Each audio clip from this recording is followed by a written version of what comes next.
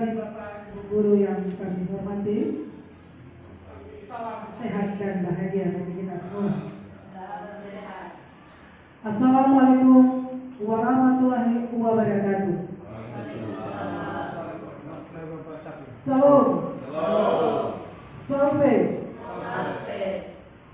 Yang kami hormati Kepala UPTD SMP Negeri 1 Lobarani, yang kami kasihi Bapak Ibu Dewan Guru sekalian.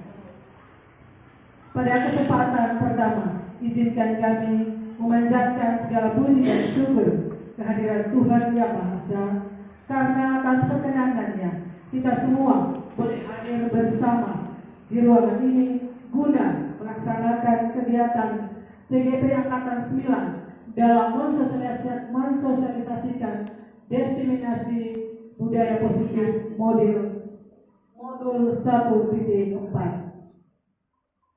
Adapun susunan acara yang akan kita lewati pada pagi hari ini, yaitu yang pertama pembukaan oleh Kepala UPTD SMP Negeri 1, 2 menyanyikan lagu Indonesia Raya, 3 sambutan Kepala UPTD SMP Negeri 1 Lobarani. Yang keempat, pemaparan materi yang akan disampaikan oleh ketiga CGP Angkatan 9, yaitu yang pertama Ibu Perni FA SPD, yang kedua Ibu Mukminat P. Manapa SPD, yang ketiga Ibu Maria Erita Moy SSD. Acara berikut doa dan ramah tamah bersama.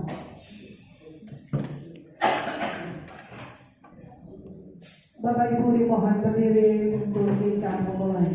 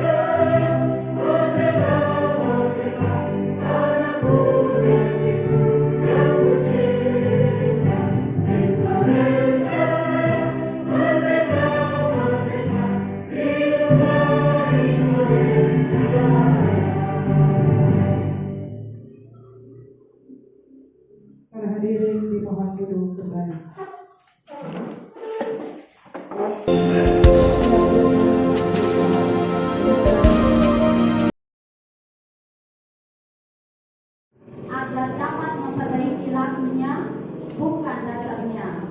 Hidup tubuhnya kekuatan kodrat anak. Yang pertama, apakah kita ingin anak yang punya kepatuhan atau kesadaran? Yang kedua, apakah kita ingin mengontrol anak atau ingin memberdayakan anak? Kalau tujuannya adalah anak yang berdaya, maka disiplin positif caranya. Apa itu disiplin positif? Saya ajak Bapak Ibu guru sekalian untuk melihat fenomena berikut. Saya pernah melihat 3 orang anak sekolah masih lengkap dengan pakaian seragamnya, naik motor goncengan bertiga tanpa helm. Alasannya tidak ada polisi, tidak ada yang mengawas. Itulah salah satu fenomena dalam dunia pendidikan kita, di mana kedisiplinan ternyata masih perlu ditegakkan kalau ada pengawasan. Sebuah cerita lagi untuk kita. Dari tahun 60-an, yaitu seorang psikolog yang bernama Walter Mischel ketika membuat sebuah percobaan yang menarik. Profesor dari Stanford University ini meminta anak kecil untuk duduk di dalam ruang kelas sendirian, dan anak itu diberikan sebuah permainan marshmallow dan diminta untuk tidak memakan dalam jangka waktu 15 menit. Jika berhasil, maka anak itu diberikan 2 marshmallow. Apakah mereka berhasil? Ternyata dari 600 orang anak yang diuji, hanya sepertiga yang berhasil. Kebanyakan gagal di menit-menit pertama, dan ada beberapa yang mampu bertahan sampai menit-menit terakhir. Tetapi akhirnya gagal juga. Apakah mereka berhasil? Ternyata dari 600 orang anak yang diuji, cuma sepertiga yang berhasil. Kebanyakan gagal di menit-menit yang pertama. Maaf, saya ulangi. Ada yang mampu ada yang beberapanya bertahan sampai menit-menit terakhir, tetapi akhirnya gagal juga. Lanjut ceritanya. 30 tahun kemudian, pada tahun 90-an, anak-anak yang sama diteliti lagi. Ditemukan ternyata ada korelasi menarik antara kemampuan menahan diri pada tes dulu dengan kesuksesan mereka di masa dewasa. Orang-orang yang berhasil menahan godaan marshmallow ternyata memilih kehidupan yang baik, sementara yang gagal mereka cenderung mudah tergoda oleh godaan-godaan kehidupan, narkoba, seks bebas, kriminal, sehingga mereka memiliki kehidupan yang relatif kacau dibanding dengan anak-anak yang mampu menahan diri. Dari penelitian ini, para ahli menyimpulkan sebuah kesimpulan yang sederhana. Ternyata kemampuan untuk menunda kesenangan atau creatification adalah sebuah kunci kesuksesan yang tidak tergantikan. Dari 2 cerita yang disampaikan di awal tadi tentang 3 orang anak yang naik motor tanpa helm dan tentang tes marshmallow, kita sudah mendapatkan gambaran bahwa sebetulnya salah satu kunci sukses adalah disiplin. Dan disiplin seperti apa yang menjadikan sukses adalah disiplin positif. Ketiga, disiplin tanpa pengawasan. Dan mari kita akan membahas disiplin positif. Inilah bedanya disiplin biasa dengan disiplin positif. Disiplin biasa itu dikendalikan oleh faktor eksternal. Kita mau pakai helm kalau ada pengawasan. Disiplin positif adalah kesadaran internal ketika kita mau menggunakan helm karena kita tahu helm itu melindungi diri kita. Kemudian yang kedua, disiplin biasa dikendalikan oleh hukuman, imbalan, reward, punishment, and reward. Sementara disiplin positif itu dikendalikan oleh kesadaran internal, adanya konsekuen logis dari sistem tindakan. Yang berikut, disiplin biasa fokus pada perilaku. Di sekolah kita mendisiplinkan anak-anak pada rapi, anak-anak taat, anak-anak berperilaku yang bagus. Tetapi kita tidak tahu sebetulnya di luar perilakunya berubah, karena yang kita ubah adalah perilaku. Berikut, padahal ada akar yang membuat perilaku itu berubah. Karena diperbaiki, maka secara otomatis perilakunya berubah, mau di sekolah atau di luar sekolah tetap menjadi baik. Oleh karena itu, di dalam disiplin positif bukan fokus pada perilaku, tetapi fokus pada akar pembentuk perilaku itu yang mempunyai karakter. Berikut, kemudian disiplin biasa memaati aturan dibuat oleh penguasa yang punya otoritas. Sementara dalam disiplin positif, peraturan dibuat bersama sehingga anak-anak memiliki ownership atau kepemilikan terhadap peraturan. Ketika mereka melanggar peraturan, mereka bukan melanggar peraturan yang dibuat oleh orang lain, tetapi melanggar komitmen pada diri sendiri. Kemudian, disiplin biasa juga ketaatan jangka pendek. Ketika keluar dari sekolah, mereka akan kembali menjadi anak yang tidak disiplin. Sementara dalam disiplin positif, kesadaran jangka panjang yang ditumbuhkan di sekolah adalah menumbuhkan bibit-bibit kedisiplinan yang akan tumbuh menjadi pohon besar yang kuat. Kemudian dalam disiplin biasa pun, perilaku tidak disiplin juga sanggup sebagai ancaman yang mengganggu. Disiplin positif, kesempatan untuk mengajar karakter, dan dalam disiplin biasa guru. Kemudian dalam disiplin biasa pun, perilaku tidak disiplin juga sanggup sebagai ancaman yang mengganggu. Disiplin positif, kesempatan untuk mengajar karakter, dan dalam disiplin biasa guru adalah sebagai polisi atau hakim yang menghukum. Tetapi dalam disiplin positif, pendidik adalah detektif yang terus berusaha memahami akar masalah dan mencoba memperbaiki dan memberi solusi pada akar tersebut. Itulah perbedaan disiplin biasa dan disiplin positif. Sebagai guru, kita perlu menerapkan disiplin di sekolah. Ada beberapa hal penting yang kita harus ketahui. Yang pertama, nilai-nilai kebajikan universal. Nilai-nilai kebajikan adalah nilai sifat-sifat positif manusia yang merupakan tujuan mulia yang ingin dicapai oleh setiap individu. Nilai-nilai tersebut bersifat universal dan lintas bahasa, suku, bangsa, agama maupun latar belakang. Setiap perilaku atau perbuatan memiliki suatu tujuan, kata Dr. William Glasser pada teori kontrol tahun 1984. Yang berikut, dengan mengaitkan nilai-nilai kebajikan yang diyakini seseorang, maka motivasi intrinsiknya akan terbangun, sehingga menggerakkan motivasi dari dalam untuk dapat mencapai tujuan mulia yang diinginkan. Diane Dosen 1998. Nilai-nilai kebajikan yang ingin dicapai oleh setiap anak Indonesia kita kenal dengan profil pelajar Pancasila, yaitu ada 6 dimensi di dalamnya: beriman, bertakwa kepada Tuhan Yang Maha Esa dan berakhlak mulia, mandiri, bernalar kritis, berkebinekaan global, bergotong royong, dan kreatif. Itu sumber dari IBO, Primary Program dan seterusnya.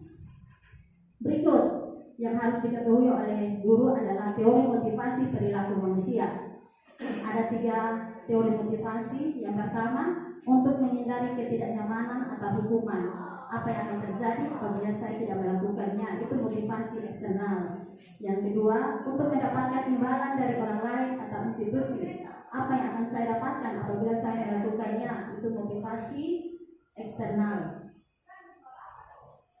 3, untuk menghargai diri sendiri, saya akan menjadi orang yang seperti apa bila saya melakukannya, itu masuk dalam motivasi internal. Oke, baik, sebelum kita masuk dalam penyajian kedua, mungkin ada refleksi dari teman-teman, saya silakan.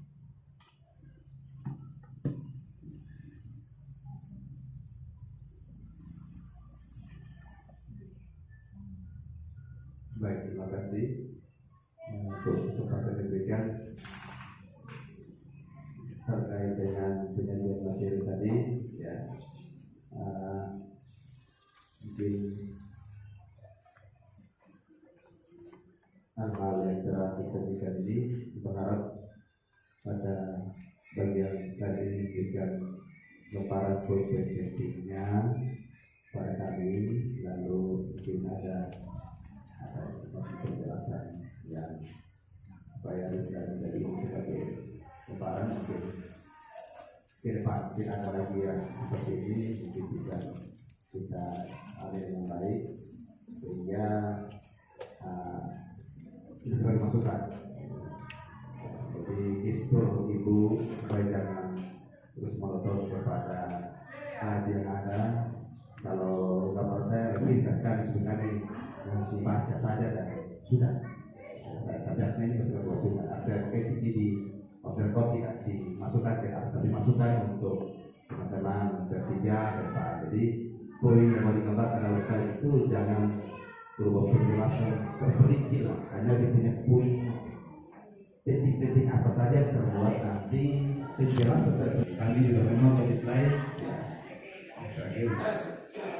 interaksi antara kita dengan itu, jadi selalu masuk aja, jadi nanti tidak akan masuk dalam ya di video ya kedua yang kedua lagi pemilihan warna dan ini supaya Jelaskan materi apa yang mereka sudah dapatkan, dan luar biasa kita berikan tepuk tangan dulu. Ketika kita berdiri di depan yang tegas dan kita menyampaikan sesuatu dengan baik, itu sudah hal yang sangat luar biasa buat kita ya, karena tidak terlalu banyak orang.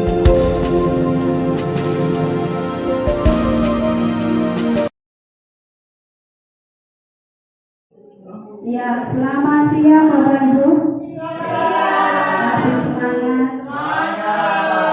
Terima kasih banyak kesempatan yang diberikan kepada saya periode kedua, dan terima kasih juga atas kesempatan waktu yang telah diberikan atau atas kehadiran Bapak Kepala UPTD SMP Negeri 1 Lomba lainnya, Bapak Waka, Ibu Waka, dan teman-teman guru hebat yang ada. Terima kasih banyak atas kesediaan waktunya. Di sini saya akan menyampaikan materi diskriminasi budaya positif. Namun saya akan menyampaikan 3 materi pokok, yaitu yang pertama hukuman dan penghargaan, yang kedua keyakinan kelas, dan yang ketiga adalah kebutuhan dasar manusia. Sebelum kita masuk ke sana, latar belakangnya, pendidikan menurut Ki Hajar Dewantara adalah menuntut segala kekuatan kodrat alam maupun kodrat zaman agar dapat mencapai keselamatan dan kebahagiaan setinggi-tingginya sebagai anggota masyarakat. Berdasarkan filosofi Ki Hajar Dewantara tersebut, maka seorang guru harus berperan dalam menuntun peserta didik sesuai dengan bakat, minat, dan kemampuannya melalui kegiatan pembelajaran yang berpihak pada peserta didik. Sehingga diperlukan pembiasan-pembiasan positif di lingkungan sekolah yang dikenal dengan istilah budaya positif.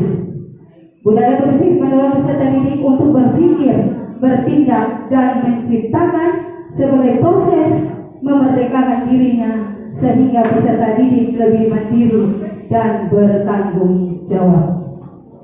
Dan untuk menciptakan budaya positif, maka guru harus memahami makna budaya positif dan langkah-langkah penerapannya.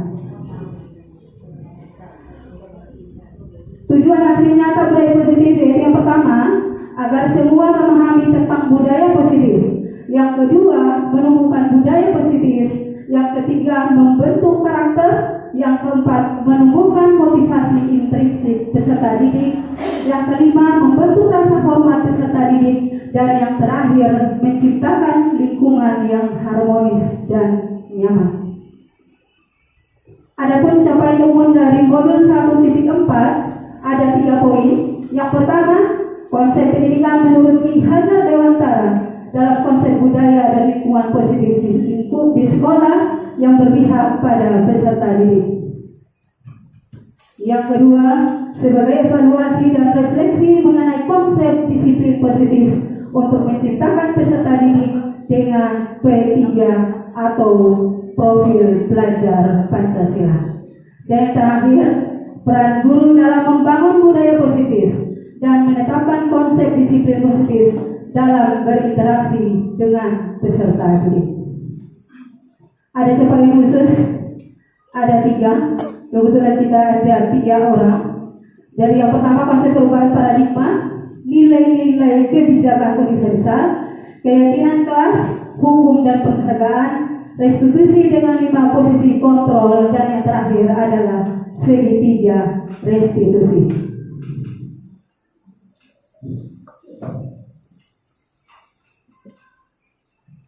Dalam materi ini kita akan melihat pertanyaan pertama, apakah rancangan yang dibuat sudah dapat menciptakan lingkungan belajar yang positif? Yang kedua, apakah kita sudah mendukung peserta didik sebagai pribadi yang bahagia, mandiri, bertanggung jawab sesuai dengan filosofi Ki Hajar Dewantara? Mulai dari diri. Guru menurut Ki Hajar Dewantara diibaratkan sebagai seorang petani yang memiliki peran penting untuk menjadi tanaman yang subur. Oleh karena itu, salah satu tanggung jawab seorang guru adalah bagaimana menciptakan satu lingkungan yang positif yang terdiri dari warga sekolah yang saling mendukung, belajar, bekerja sama sehingga tercipta kebiasaan-kebiasaan baik, karena dari kebiasaan baik akan tumbuh menjadi karakter baik dan pada akhirnya terbentuk sebuah budaya positif. Makna disiplin dalam lingkungan positif melihat kembali penerapan di sekolah. Apakah kita sudah melakukan disiplin karena ada dorongan dari lingkungan atau dari orang lain, menghindar dari rasa sakit atau ketidaknyamanan, atau untuk mendapatkan apa yang kita inginkan? Tujuan dari disiplin positif adalah untuk menanamkan motivasi peserta didik menjadi orang yang mereka inginkan dan mereka menghargai diri sendiri. Dengan nilai-nilai yang mereka percaya, dengan demikian mereka akan memiliki motivasi intrinsik, motivasi yang tulus dari dalam, yang memiliki dampak jangka panjang.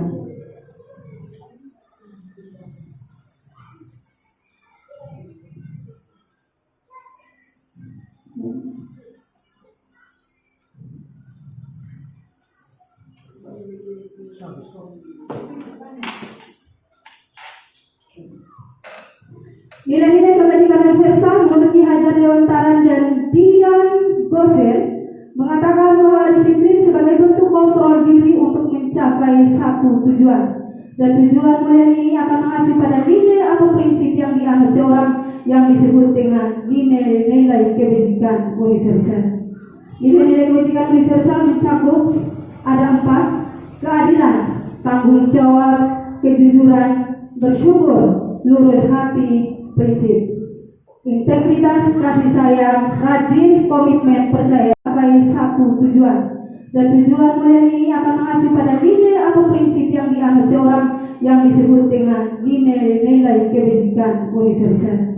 Nilai-nilai kebajikan universal mencakup ada 4: keadilan, tanggung jawab, kejujuran, bersyukur, lurus hati, prinsip, integritas, kasih sayang, rajin, komitmen, percaya diri, dan kesabaran.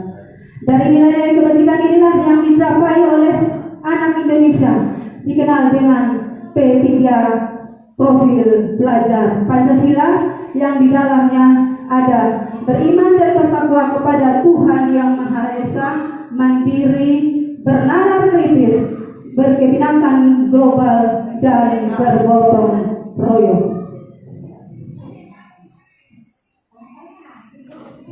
Teori motivasi dan hukuman. Pertanyaannya, bagaimana kita berperilaku? Mengapa kita melakukan sesuatu? Pernahkah kita melakukan sesuatu untuk mendapatkan senyum dari orang lain? Menurut Dian Gosen, ada 3 motivasi perilaku manusia. Yang pertama, untuk menghindari ketidaknyamanan. Yang kedua, untuk mendapat imbalan atau penghargaan. Dan yang ketiga, untuk menjadi orang yang mereka inginkan dan menghargai diri sendiri sesuai dengan nilai-nilai yang mereka percaya. Kita masuk hukum dan penghargaan. Dalam menjalankan peraturan atau keinginan kelas, bila mana ada pelanggaran, maka sesuatu harus terjadi. Mengapa demikian? Karena tindakan terhadap sesuatu pelanggaran pada umumnya berbentuk hukuman dan konsekuensi. Disiplin positif dinamakan restitusi. Restitusi adalah proses menciptakan kondisi bagi peserta didik untuk memperbaiki kesalahan mereka sehingga bisa kembali pada kelompok mereka dengan karakter yang lebih kuat. Menurut Dian Gosen 2004. Restitusi merupakan proses kolaboratif yang mengajak peserta didik untuk mencari solusi untuk masalah mereka, berpikir tentang apa yang mereka inginkan dan bagaimana mereka harus memperlakukan orang lain. Apa perbedaan antara hukuman dan konsekuensi? Hukuman adalah sesuatu yang terjadi secara tiba-tiba, sedangkan konsekuensi adalah sesuatu yang sudah terencana dan sudah disepakati bersama. Dihukum oleh penghargaan maupun hukuman adalah dua aspek penting dalam proses pembelajaran yang dapat mengontrol perilaku seseorang, dan tindakan belajar adalah penghargaan sesungguhnya. Keyakinan kelas. Tujuan kita membuat aturan atau keyakinan kelas adalah untuk menciptakan budaya positif yang ada pada dasarnya untuk menciptakan aturan positif. Ketika kita membuat peraturan kelas, lalu peraturan akan berkembang menjadi sebuah keyakinan, lalu akan berkembang lagi menjadi sebuah lingkungan yang positif, kemudian berkembang lagi ke seluruh warga sekolah yang hasilnya nanti akan menciptakan budaya yang positif. Keyakinan kelas. Mengapa keyakinan kelas bukan peraturan kelas?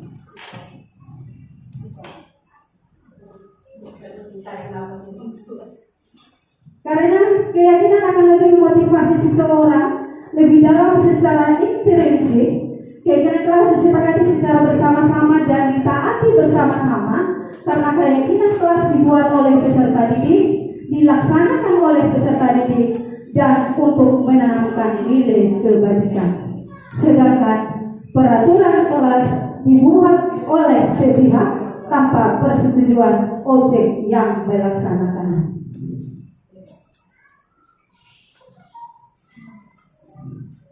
Tujuannya untuk membuat keyakinan kelas adalah untuk memastikan bahwa peserta didik merasa aman, dihormati, dan termotivasi untuk belajar di lingkungan yang mendorong untuk melakukan kolaborasi dan rasa hormat tentang bagaimana peserta didik dapat berkontribusi secara produktif dalam proses pembelajaran di kelas dan dapat menerapkan budaya positif tersebut. Bagaimana cara kita menyusun keyakinan kelas? Yang pertama adalah mengubah keyakinan menjadi kalimat positif. Yang pertama, eksplorasi ide dari peserta didik untuk mencapai kelas impian. Yang kedua, peserta didik menulis keyakinan yang mereka inginkan. Yang ketiga, ubah ide menjadi keyakinan. Dan yang keempat, mengecek dan menyepakati keyakinan tersebut. Dan terakhir, kesepakatan adalah tanda tangan kelas. Ini contoh keyakinan kelas. Kita harus melampirkan ada beberapa. Rasa hormat juga harus, partisipasi, kejujuran, tanggung jawab, menjaga kebersihan, tolong menolong, tidak membuat gaduh atau bertengkar, dan kehadiran. Kita mengambil nilai kebajikan dari keyakinan kelas. Keyakinan kelas yang dibuat demi kebaikan kelancaran belajar sudah tentu dapat ada nilai-nilai kebajikan di dalamnya. Setelah memilih poin-poin penting yang akan ditetapkan sebagai keyakinan kelas, maka guru dapat membimbing peserta didik untuk mengubahnya menjadi kalimat positif agar keyakinan kelas sifatnya bukan larangan tetapi kebajikan yang harus dilakukan. Contoh keyakinan kelasnya, jangan datang terlambat, diubah menjadi datang tepat waktu. Nilai kebajikannya apa? Disiplin. Contoh kedua, kelas impian. Yang kedua, peserta didik menulis keyakinan yang mereka inginkan. Yang ketiga, ubah ide menjadi keyakinan. Dan yang keempat, mengecek dan menyepakati keyakinan tersebut. Dan terakhir, kesepakatan adalah tanda tangan kelas. Ini contoh keyakinan kelas. Kita harus melampirkan ada beberapa. Rasa hormat juga harus, partisipasi, kejujuran, tanggung jawab, menjaga kebersihan, tolong menolong, tidak membuat gaduh atau bertengkar, dan kehadiran. Kita mengambil nilai kebajikan dari keyakinan kelas. Keyakinan kelas yang dibuat demi kebaikan kelancaran belajar sudah tentu dapat ada nilai-nilai kebajikan di dalamnya. Setelah memilih poin-poin penting yang akan ditetapkan sebagai keyakinan kelas, maka guru dapat membimbing peserta didik untuk mengubahnya menjadi kalimat positif, agar keyakinan kelas sifatnya bukan larangan, tetapi kebajikan yang harus dilakukan. Contoh keyakinan kelasnya, jangan datang terlambat, diubah menjadi datang tepat waktu. Nilai kebajikannya apa? Disiplin. Contoh kedua, jangan membuang sampah di dalam kelas, diubah menjadi kalimat buang sampah pada tempatnya.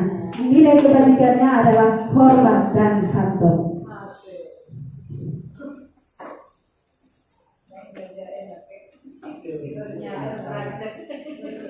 Menyepakati keyakinan kelas. Setelah tahapan keyakinan kelas sudah dilaksanakan, maka guru dan peserta didik dapat mereview atau menyepakati kembali poin-poin yang telah dijadikan keyakinan kelas untuk ditindaklanjuti. Guru memberi pemahaman kepada peserta didik bahwa jika keyakinan kelas tidak dijalankan, artinya peserta didik tidak menghormati keyakinannya sendiri dan orang lain. Sedangkan jika kesepakatan itu dijalankan, maka nilai-nilai kebajikan ada pada diri peserta didik tersebut. Poin terakhir, kebutuhan dasar manusia terdiri atas 5. Yang pertama, bertahan hidup. Yang kedua, kasih sayang dan rasa diterima. Yang ketiga, kebebasan. Yang keempat, pengakuan atas kemampuan. Yang kelima adalah kesenangan. Yang pertama, kebutuhan bertahan hidup. Ini berhubungan erat dengan fisiologi. Di antaranya makan, kita membutuhkan tempat untuk berlindung, beristirahat, keamanan, kesehatan, yang dimana semua kebutuhan itu harus dipenuhi dengan makan, tidur, dan olahraga. Kebutuhan hidup, dasar hidup yang kedua adalah kasih sayang dan rasa diterima. Berkaitan dengan ini termasuk dalam kategori psikologi seseorang, karena memiliki peran penting dalam membangun interaksi dengan lingkungan sekitar dalam hubungan sosial, keluarga, dan kelompok. Kebutuhan dasar yang ketiga yaitu kebebasan. Kebutuhan akan kebebasan yang berkaitan dengan seseorang akan memilih bergerak untuk mencoba hal-hal baru dan dapat mengeksplorasinya. Kebutuhan dasar yang keempat, pengakuan atas kemampuan. Kebutuhan ini berkaitan dengan kekuatan untuk menggapai sesuatu. Seseorang akan menjadi terlihat kompeten, berprestasi, memimpin, terampil, didengar dan diakui karena ada pengakuan atas kemampuan yang telah dimiliki karena bagian dari harga dirinya. Yang terakhir adalah kesenangan. Setiap manusia memiliki kebutuhan untuk merasa senang, sehingga berupaya untuk mencari kesenangan, yang dimana ditandai dengan perasaan gembira, antusias, dan tertawa. Biasanya kebutuhan ini berkaitan dengan kesedihan dan tantangan, gurauan, dan pembelajaran yang bermakna. Dan yang terakhir yang diharapkan adalah terima kasih atas uraian singkat yang saya sampaikan. Ada masukan, ada penambahan, atau ada untuk memperbaikinya, kami silakan. Terima kasih. Wassalamualaikum warahmatullahi wabarakatuh.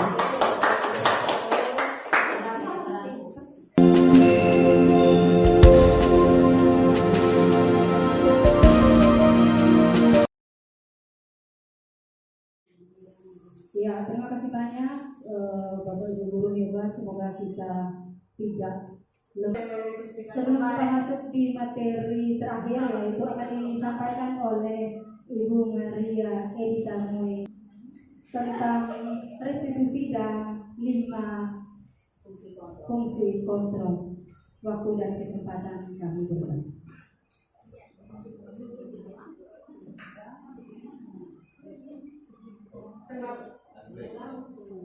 Terima kasih untuk Ibu Minat yang telah memberikan waktu dan kesempatan kepada saya. Baik teman-teman, materi yang akan saya bawakan pada hari ini hanya 2 saja, karena dari 8 materi telah dibawakan 6 dari 2 senior saya.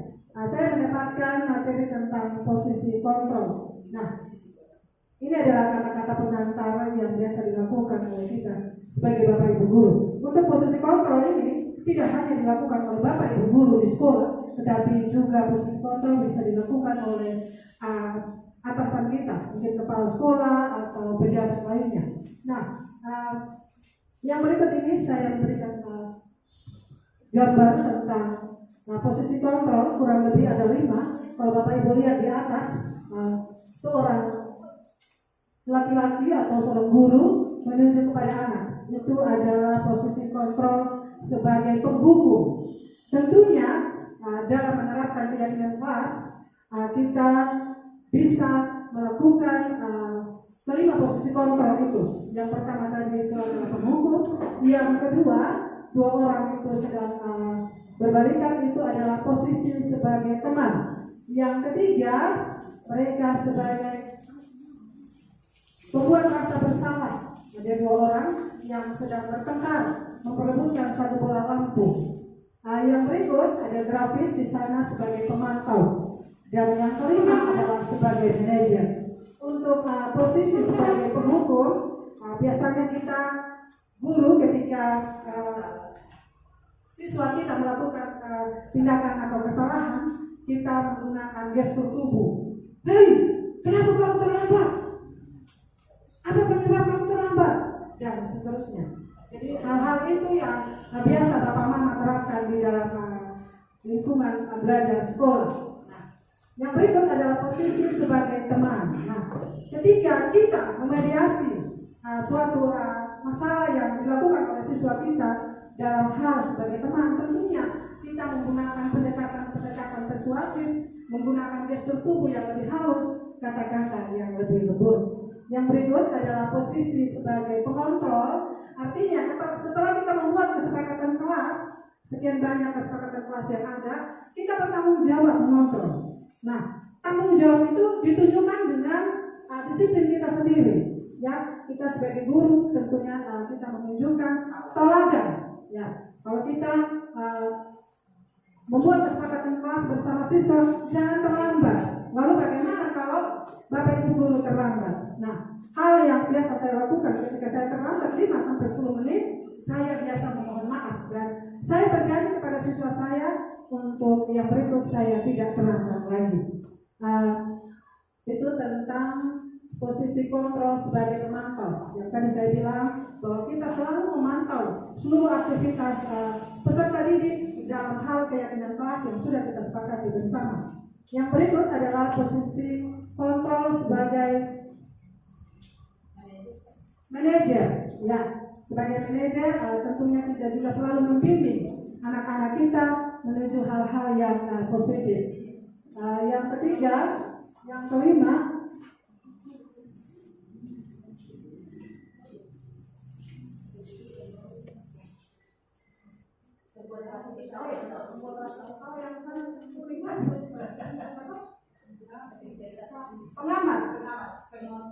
pengontrolnya sudah, manajer sudah. Yang berikut, oh ya, yang pembuat rasa bersalah itu yang tadi gambar paling tengah, kita mengajak siswa untuk menanyakan mengapa sampai terjadi demikian, apa penyebabnya Anda melakukan tindakan negatif kepada teman-teman lain. Itu mungkin salah satu contohnya. Yang berikut, ini adalah kolom 5 posisi kontrol berupa motivasi. Motivasi tentunya ketika kita berhadapan dengan siswa, kita sebagai guru memiliki motivasi. Ya, motivasi sama dengan tujuan. Apa yang kita ingin dapatkan ketika kita melakukan 5 posisi kontrol itu. Ya, tentunya ketika kita melakukan 5 posisi kontrol, kita mengharapkan hal-hal yang negatif menjadi positif.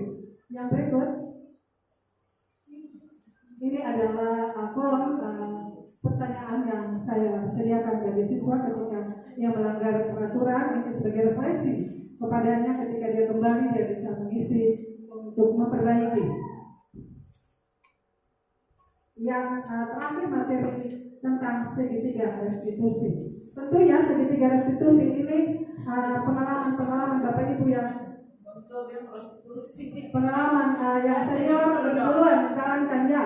Kalau kita tahu sendiri, restitusi adalah proses menciptakan kondisi bagi murid untuk memperbaiki kesalahan mereka sehingga mereka bisa kembali ke dalam kelompok karakter yang lebih kuat. Sehingga restitusi membangun murid menjadi memiliki tujuan. Kalau tadi tujuannya datang sekolah hanya bermain, maka dengan segitiga restitusi datang sekolah untuk belajar, dan kita sebagai guru memberikan motivasi itu kepada siswa. Yang berikut, disiplin positif dan seterusnya, kondisi bagi murid untuk memperbaiki kesalahan mereka sehingga mereka bisa kembali ke dalam kelompok karakter yang lebih kuat. Sehingga restitusi membangun murid menjadi memiliki tujuan. Kalau tadi tujuannya datang sekolah hanya bermain, maka dengan segitiga restitusi datang sekolah untuk belajar, dan kita sebagai guru memberikan motivasi itu kepada siswa. Yang berikut, disiplin positif dan seterusnya, memulihkan dirinya setelah berbuat salah. Next. Ini adalah 9 ciri-ciri restitusi. Tentunya karena Bapak Ibu sudah melaksanakan, maka kita lanjut saja, Bunda. Segitiga restitusi. Nah, ini adalah segitiga restitusi dalam penanganan kasus yang biasa kita laksanakan. Apalagi kepada Ibu Dami yang punya pengalaman mengurus satu SMP negeri 1 Bapak lain. Nah, segitiga restitusi ini terdiri dari 3. Yang pertama, menstabilkan identitas. Yang kedua, validasi kebutuhan. Ketiga, menanyakan keyakinan. Nah, untuk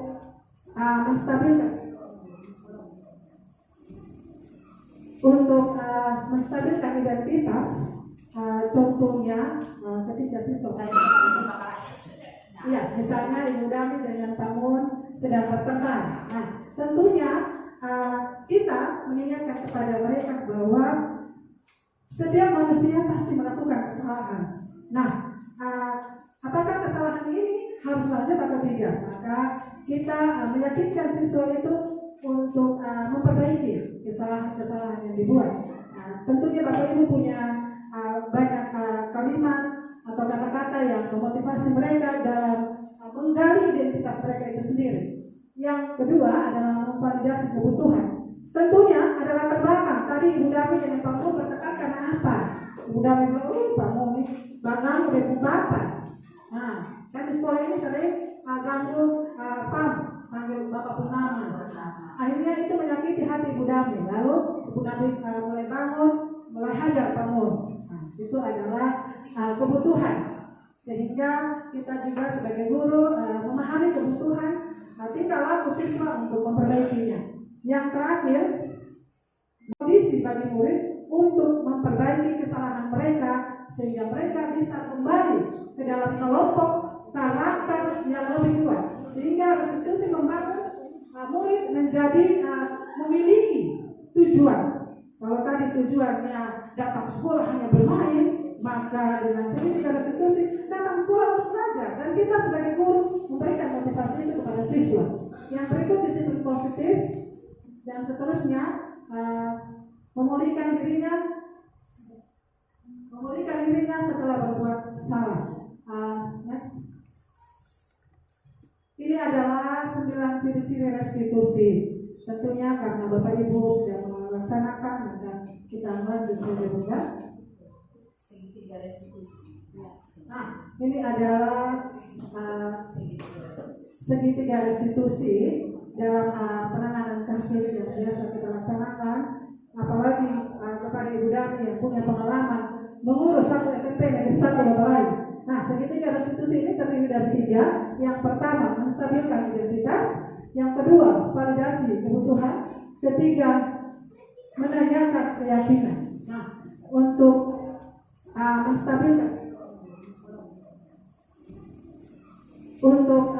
menstabilkan identitas, contohnya ketika siswa ya, misalnya Ibu Dami dengan Tamun sedang bertengkar. Nah, tentunya kita mengingatkan kepada mereka bahwa setiap manusia pasti melakukan kesalahan.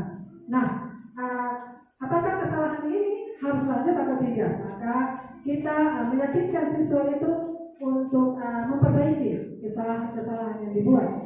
Tentunya Bapak Ibu punya banyak kalimat atau kata-kata yang memotivasi mereka dalam menggali identitas mereka itu sendiri. Yang kedua adalah memvalidasi kebutuhan. Tentunya ada latar belakang. Tadi Ibu Dami dan Pak Mu bertengkar karena apa? Ibu Dami bilang, Pak Mu ini bangang udah bapak. Nah, kan di sekolah ini sering ganggu panggil Bapak Purnama. Akhirnya itu menyakiti hati Ibu Dami. Lalu Ibu Dami mulai bangun, mulai hajar Pak Mu. Nah, itu adalah kebutuhan. Sehingga kita juga sebagai guru memahami kebutuhan, tingkah laku siswa untuk memperbaikinya. Yang terakhir, kondisi bagi murid untuk memperbaiki kesalahan mereka sehingga mereka bisa kembali ke dalam kelompok karakter yang lebih kuat. Sehingga restitusi membangun murid menjadi memiliki tujuan. Kalau tadi tujuannya datang sekolah hanya bermain, maka dengan segitiga restitusi datang sekolah untuk belajar, dan kita sebagai guru memberikan motivasi itu kepada siswa. Yang berikut disiplin positif dan seterusnya, memulihkan dirinya setelah berbuat salah. Next. Ini adalah 9 ciri-ciri restitusi. Tentunya karena Bapak Ibu sudah melaksanakan, maka kita lanjut saja Bunda. Segitiga restitusi. Nah, ini adalah segitiga restitusi dalam penanganan kasus yang biasa kita laksanakan, apalagi kepada Ibu Dami yang punya pengalaman mengurus satu SMP negeri 1 Babalai. Nah, segitiga restitusi ini terdiri dari 3. Yang pertama, menstabilkan identitas. Yang kedua, validasi kebutuhan. Ketiga, menanyakan keyakinan. Nah, untuk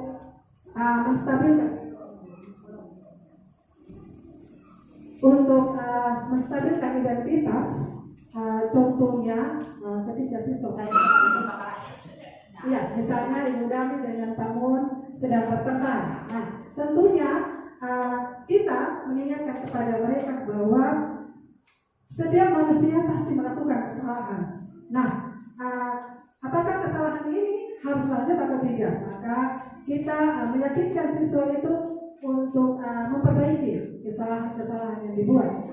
Tentunya Bapak Ibu punya banyak kalimat atau kata-kata yang memotivasi mereka dalam menggali identitas mereka itu sendiri. Yang kedua adalah memvalidasi kebutuhan. Tentunya ada latar belakang. Tadi Ibu Dami dan Pak Mu bertengkar karena apa? Ibu Dami bilang, Pak Mu ini bangang udah bapak. Nah, kan di sekolah ini sering ganggu panggil Bapak Purnama. Akhirnya itu menyakiti hati Ibu Dami. Lalu Ibu Dami mulai bangun, mulai hajar Pak Mu. Nah, itu adalah kebutuhan. Sehingga kita juga sebagai guru memahami kebutuhan, tingkah laku siswa untuk memperbaikinya. Yang terakhir, keyakinan kelas, kemauan dan lain sebagainya di sekolah. Saya usul kalau bisa mobilnya alat itu diperbanyak dan kirim di grup.